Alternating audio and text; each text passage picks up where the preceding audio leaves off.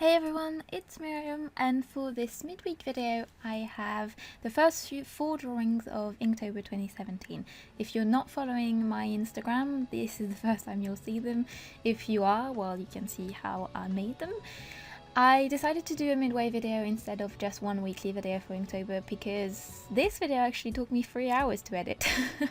Because I'm actually getting quite intricate and I'm doing full-on pieces for Inktober this year, so they actually take me a little while, and I just couldn't really face the idea of having a full 24-hour day editing at the end of the week to put this together. And also I think it just makes a bit of a nicer rhythm to just have a couple videos a week showing a few drawings at a time. So yeah, I hope you all enjoy this.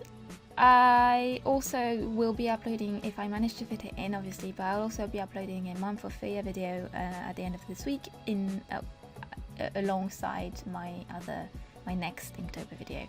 So you should have 3 videos this week if all goes well. I don't know how any of you guys manage to upload a daily. It blows my mind, and I admire you. If you're doing that, I admire you no bounds, because that's just insane. But anyway, this is my goal. Little disclaimer before you guys delve deeper into this video. My theme for this Inktober is quite dark. It's not meant to be upsetting, but I understand if it is, so I'm sorry if by the end of this video, you know, you find the imagery a bit too dark for you. I completely understand. It's not meant to be upsetting at all. It's actually meant to be cathartic, at least for me, and I'm hoping for others too. I chose a mental illness theme, and I want to do a little explaining before I go on with the video. I've been asked on social media whenever I posted a piece what illness it represented, and I want to be really clear that none of those pieces are meant to represent a particular ailment or a particular mental problem. I haven't personally experienced most mental disorders. I haven't been through them. It's not something that I can tell I have lived through, and so because of that I'm not comfortable trying to represent specific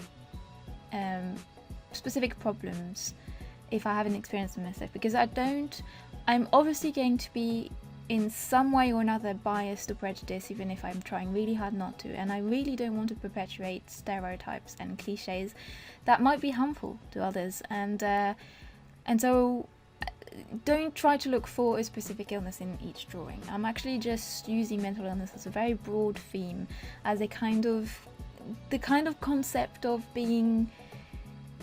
fighting against yourself, and of you know, trying to make things work, and trying to battle your own mind and your very, you know, intimate problems, and so the imagery I've chosen to represent in each of my drawings isn't particularly conscious. It's not something that I decide, oh, I'm going to do this particular problem and I'm going to represent it this way.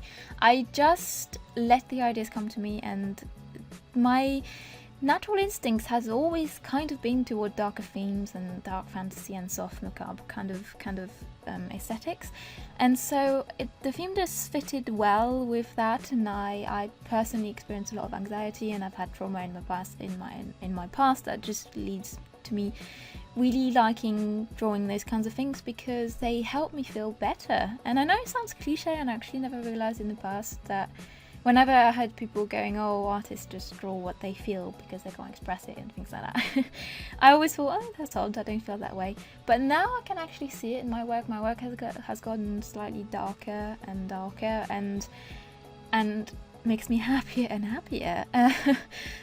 The more I manage to exteriorize all those strange ideas that I don't actually identify as being dark when I come up with them. I don't think of a drawing when I'm sad or anxious or anything. It's not, I don't feel like I'm trying to express something, but it must be expressing itself for me anyway, and it feels good. I really like drawing those kinds of things because they do feel cathartic. They do feel like I'm releasing some kind of pressure and some kind of weight from myself.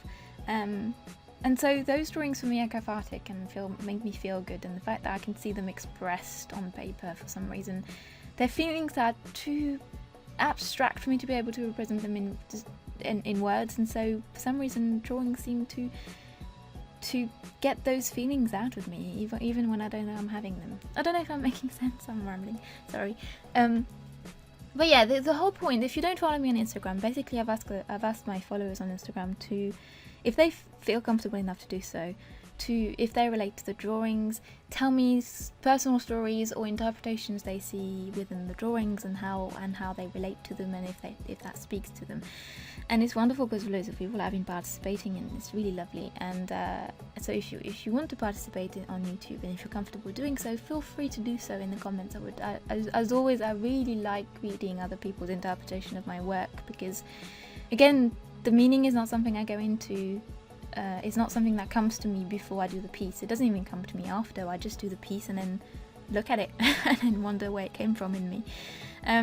So I feel like every single person that brings their own interpretation to them is completing the work in a sense, and I find that beautiful. I just really feel happy about that. So yeah, that's my theme. I'm not following prompts this year because I followed prompts the last couple of years and I never managed to finish. And the thing with prompts is that I think I love Jake Parker, don't take me wrong, I really love him. I love his YouTube channel, and I think he's just so wholesome as an artist, it's brilliant. But I feel like his prompts are kind of more related to a comic or animation style, something that has a very strong narrative. So a piece that kind of has a lot of going on in it that is narrative with character building and such. And I'm more illustrative, and I'm a bit more conceptual, I think. And so the prompts don't come to me as naturally, and I actually felt a lot more restricted within them when I was doing them in the past, and they made me really stressed, so I decided not to follow them this year, and it's working a little bit better for me this time. Also, I have a lot more time to do it, which has a lot to do with a lot. But if you're following the main prompts, the official prompts, I'd love to hear what you've done so far, and if you're happy with your things, and if you feel like you're going to be able to finish, or if you're not, and how you feel about it all. And I'd obviously be happy to hear about your work if you're not following the main prompts too, or if you're doing Drawlerin or Mapgraves challenge or anything. It's just, I mean, this community is amazing. I just love everything that has stemmed from from Halloween and Inktober. I just feel like loads of things have blossomed, and it's beautiful. And I get a lot of messages of people asking me how to go by Inktober, if there's cheating, if there's such a thing as doing it wrong, if they fail if they don't do it every day, or if they fail if they don't do it in ink, or if they fail if they don't do good pieces. And all I want to say is, don't pressure yourself. Genuinely, just don't. This is not supposed to be a challenge to make you unhappy. This is a challenge to make you improve. Jake Parker created it because he wanted to get better at inking, and he creates his pieces first in pencil a lot of the time. And I don't know him personally, but I don't think he created a challenge to restrict people. I think he created it to just inspire people to, work at the things they love and get better at the things they love. And so the point of this challenge, as much as it's amazing to do it in ink and draw every day, and the point of this challenge is to get you to get into a mindset where you actively try to get better while enjoying what you're doing. And that's partly why drawing every day is so important, is because just the act of drawing every day, even if the pieces you come out with are not good, or if you feel awful about them, the fact that you drew every day is already getting you into the right state of mind. It's putting your brain and your hand together and making them happy to work together. It's kind of creating a partnership, a partnership between the two, because that's a difficult thing to do. putting your brain and your hand together is very difficult, because often your brain wants to do something and your hand doesn't, or the opposite, your hand feels like doing some exercise and your brain is just like, I really can't be bothered to come up with ideas. And so the fact of drawing every day isn't necessarily just about creating a good piece every day, it's really about just shaping your brain into thinking in that kind of productive self-improvement way. And I think that's why challenges like this are really amazing. There is no pressure to create a good piece. You don't have to create a good piece. It's not about creating a good piece. It's about getting into that routine that will ultimately benefit you greatly, especially when it comes to art. And the fact that the whole community is doing it is fantastic, because it gives so much momentum and synergy to everyone, and everyone's doing it together, and it just feels good to be doing it with other people and have loads of other people going through the same thing as you. So I don't know, I really have a soft spot for Inktober, and I feel like a lot of people do, because it's just such a lovely concept, and just be kind to yourself. It's always how it works. You just have to be kind to yourself. And being kind to yourself doesn't mean avoiding trouble, doesn't mean avoiding what's difficult. It means knowing yourself enough to know what's good for you and doing it, even if you know it's going to be unpleasant for a bit, because you know that ultimately the fact that you did it was good for you. That's what being kind to yourself means. And you know, not pressuring yourself too hard to create a good piece or to do it every day to the point where you start hating it. That's being good to yourself. So don't feel, terrible about not finishing or not doing a day or not feeling good about your piece or not posting it on social media. It doesn't matter. This is personal. This is a self-improvement thing. It's not for everyone else to see your improvement. It's for yourself to feel good with yourself having tried.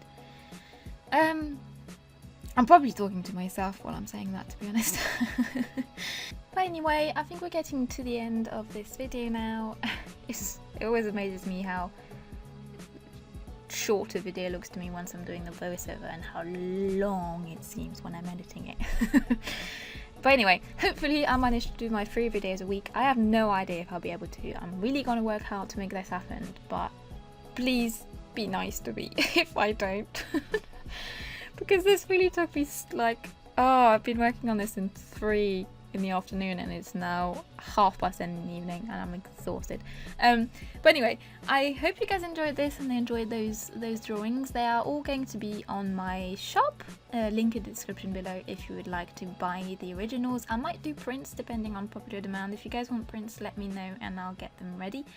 And yeah. Tune in for the rest of my Inktober, either on Instagram at Myriam Tillson or at the end of the week for the rest of the drawing time lapses. I'll see you very soon. Take good care of yourself, guys. Good luck with your Inktober. Bye bye.